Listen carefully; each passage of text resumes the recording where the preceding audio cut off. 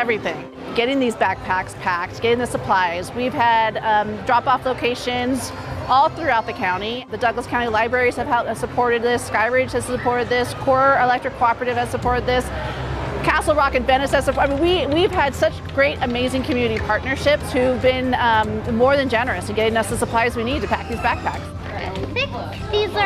They're little pencils. We are previous participants. Honestly, I would just say thank you to everybody who participates every year. You know, it really is a sense of community when people come together and help each other out. You know, it's like what you don't have one year, maybe someone else does, and then you can pay it forward or pay it back.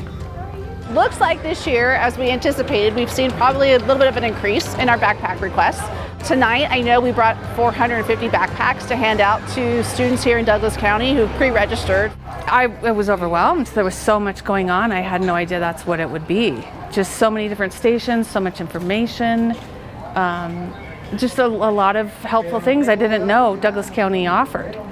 Just struggling a little bit with some things, and this just takes the burden off a little bit, yeah. This is an opportunity, a service that they are aware of, that they know they can count on, that they know that they can come and get their children started off on the right foot this year. I love that the teachers have access to it, so if they know specific families that haven't been able to come, that they can actually get materials for those kids. But then just as a teacher from my classroom, being able to stock my class with items so that the kids can use them, it's really helpful because not always do we get a big budget for materials and crayons, so being able to come and take advantage of the generous donations is much appreciated. It's the best event that we do all year long. To watch families have a sense of joy during this time of year.